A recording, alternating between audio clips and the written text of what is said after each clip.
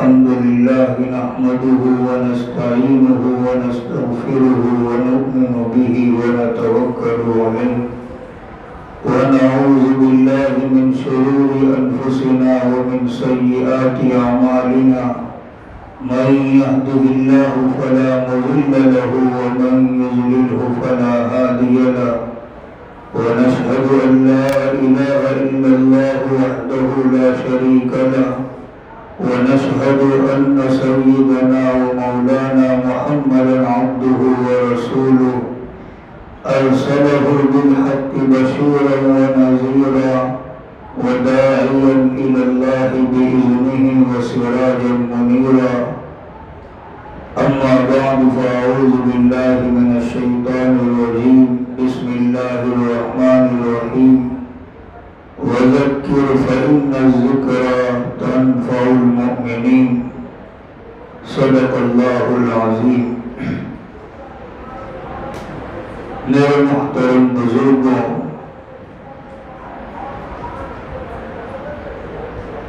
مضمون چل رہا تھا صدقہ جاریہ والے اعمال کا.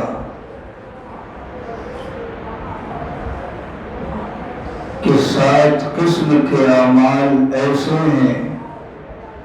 کہ جن کا ثواب مرنے والے کو اس کے مر جانے کے بعد بھی ملتا رہتا ہے. سب سے پہلی چیز تھی من علم علما، جس نے کسی کو دین کا علم سکھایا، شریعت کا علم سکھایا، علوم شرعیہ سکھائے. دوسری چیز تھی کہ اپنے پیچھے ایسی اولاد چھوڑ کر گیا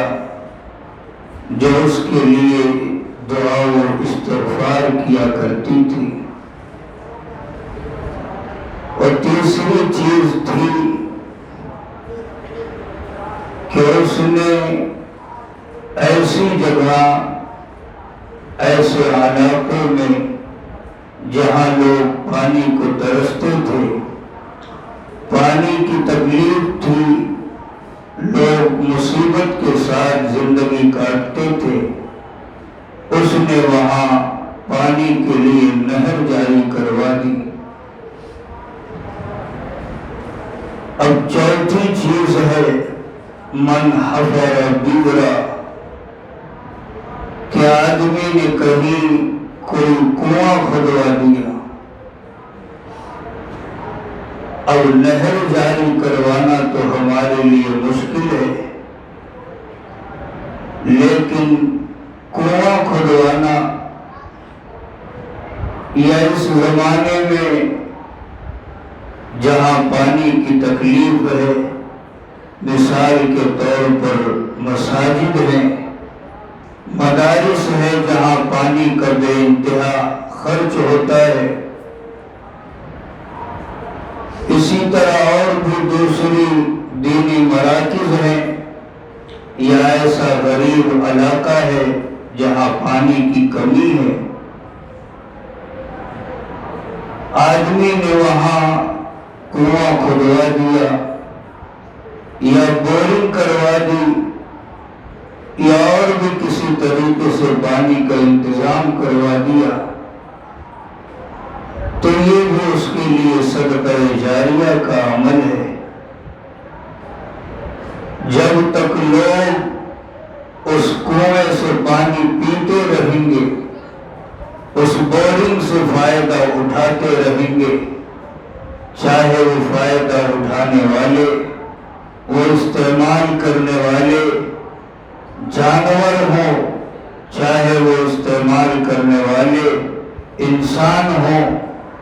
جب تک اس کنویں سے، اس بورنگ سے فائدہ اٹھاتے رہیں گے،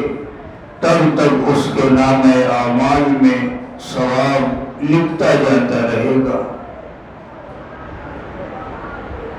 اور اتنا تو ہم کر سکتے ہیں یا 2-4 آدمی شریک ہو کر اس کام کو ہم کروا سکتے ہیں یہ اتنا مشکل کام نہیں جتنا نہر کھدوانا اور نہر جاری کروانا مشکل ہے۔ تو ہم کو دیکھنا چاہیے، ایسے اعمال کی تلاش میں رہنا چاہیے۔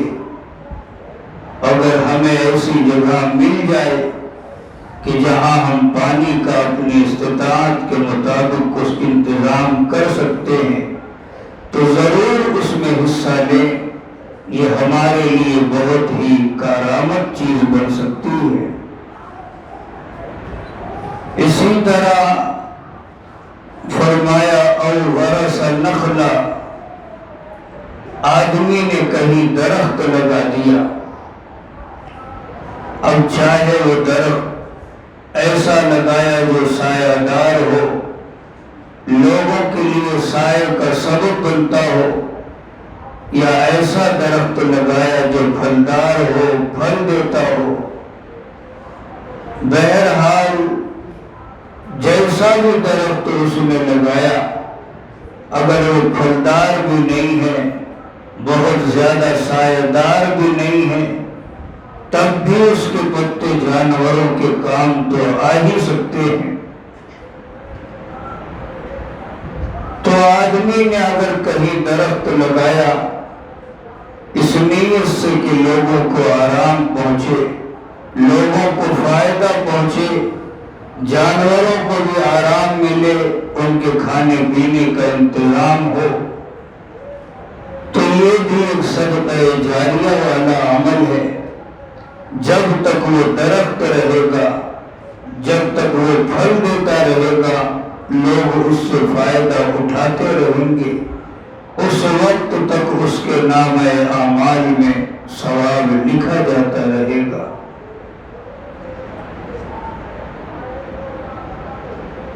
چھٹی چیز ہے اور ورث مصحفہ، مرنے والے نے اپنے ترکے میں، اپنی میراث میں قرآن کریم کو چھوڑ کر گیا، اور اس قرآن کو پھر لوگ اس کے گھر میں، اس کے بیوی، اس کے بچے اس کی تلاوت کرتے ہیں۔ تو جب تک یہ قرآن کریم صحیح سلامت رہے گا اور لوگ اس کے گھر والے اس کو پڑھتے رہیں گے، اس وقت تک اس کا ثواب اس کے نامہ اعمال میں لکھا جاتا رہے گا۔ اور اگر صرف قرآن گھر میں پڑا ہے، کوئی پڑھنے والا نہیں، اس کی اولادیں ایسی نہیں جو قرآن کریم کو کھول کر دیکھا کرے، تو پھر قرآن کریم اس کے لیے بددعائیں بھی دے گا اور اس کے نامہ اعمال میں ثواب کا سلسلہ بھی جاری نہیں ہوگا۔ اسی لیے علماء نے ایک صورت یہ بھی لکھی ہے کہ اگر یہ کر لیں تو یہ بھی صدقہ جاریہ ہو جائے گا کہ آپ دیکھ لیں مسجدوں میں کہیں قرآن کریم کی ضرورت تو نہیں ہے، مدارس میں کہیں قرآن کریم کی ضرورت تو نہیں ہے، یا کوئی بندہ ہے جو صاحب استطاعت نہیں ہے کہ وہ اپنے آپ سے قرآن کریم خرید سکتا ہے یا اس کا انتظام کر سکتا ہے، اس کے لیے آپ مسجدوں میں قرآن کریم رکھوا دیں، مدارس میں رکھوا دیں، یا کسی بندے کے لیے انتظام کر دیں،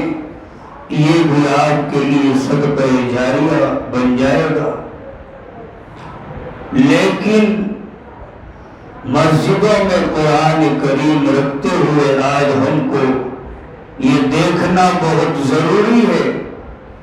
کہ آیا اس مسجد میں قرآن کریم کی ضرورت ہے یا نہیں ہے۔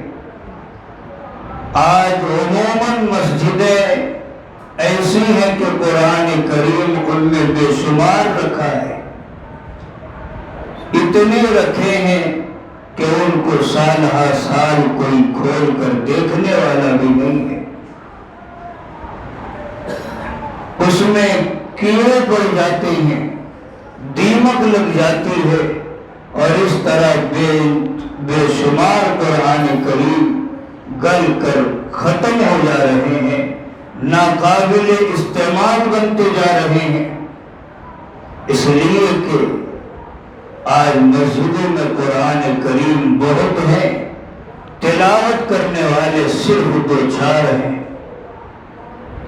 صرف 2-4 ہیں۔ اس سے سمجھ میں آتا ہے کہ بس 2-4 ہی کی ضرورت ہے مسجدوں میں، اس سے زیادہ کی ضرورت نہیں ہے۔ تو ہم جہاں بھی مسجدوں میں کبھی قرآن کریم رکھنے کو سوچیں تو اس بات کا ضرور دھیان دیں کہ آیا واقعی ضرورت ہے یا نہیں ہے۔ اس لیے کہ مقصد اس قرآن کریم کے مسجد میں رکھنے سے یہ ہے کہ لوگ اس کی تلاوت کریں گے، صبح شام اس کو پڑھیں گے، تو پڑھنے والا جب پڑھے گا تو رکھوانے والے کو اس کا ثواب پہنچے گا۔ جب کوئی بندہ قرآن کریم مسجدوں میں پڑھنے والا ہی نہیں ہوگا یا ضرورت سے زیادہ ہوگا تو وہ ہمارے لیے صدقہ جاریہ نہیں بنے گا، اور صدقہ جاریہ کے پیچھے ہمارا اس عمل پر خرچ کیا ہوا صدقہ بھی بیکار اور ضائع ہوگا، اس لیے کہ وہ بے محل استعمال ہوا، بے ضرورت استعمال ہوا۔ تو ہم کو دیکھنا چاہیے کہ مساجد میں ضرورت ہے یا نہیں ہے، مدارس میں قرآن کریم کی ضرورت ہے یا نہیں ہے۔ علماء نے تو یہ بھی لکھا ہے کہ اگر قرآن کریم کی ضرورت تم کو مدارس میں نہیں محسوس ہو رہی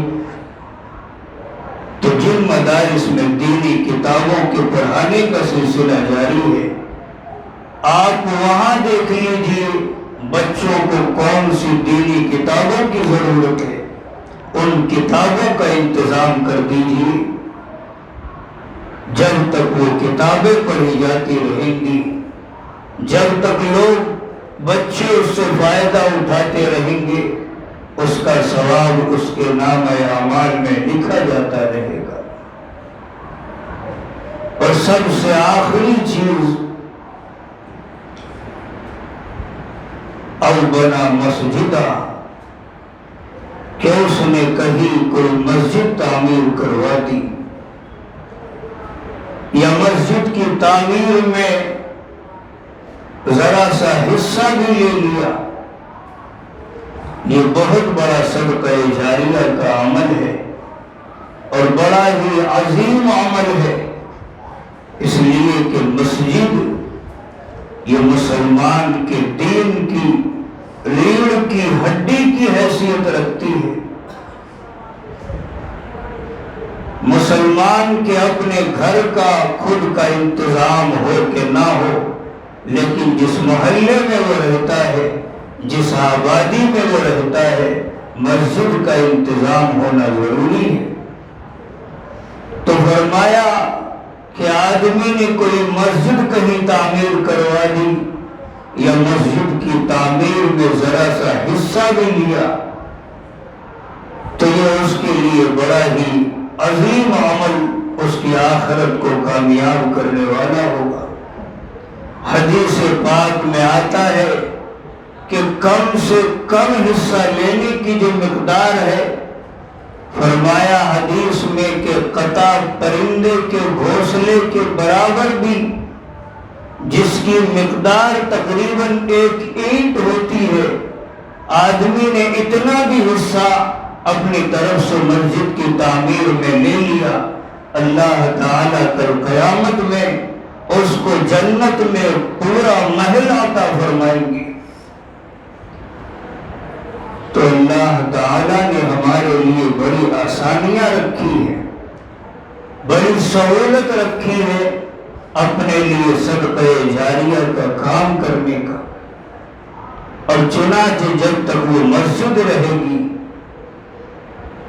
مسجد کے ساز و سامان رہیں گے، تب تک اس میں نماز پڑھی جاتی رہے گی، قرآن کریم کی تلاوت کی جاتی رہے گی، تسبیحات پڑھی جاتی رہیں گی، ذکر و اذکار کیے جاتے رہیں گے، یہ سب اعمال جب تک کیے جاتے رہیں گے ان سب کا ثواب مرنے والے کو پہنچتا رہے گا جب تک یہ مسجد قائم رہے گی۔ تو میرے محترم بزرگوں، ہم کو چاہیے کہ جہاں بھی ایسے مواقع میسر ہو اپنی استطاعت کے مطابق پورے اخلاص کے ساتھ اپنے حلال مال کے ذریعے مسجد کی تعمیر میں حصہ لیں، لوگوں کی پانی کی ضروریات کے انتظام میں حصہ لیں،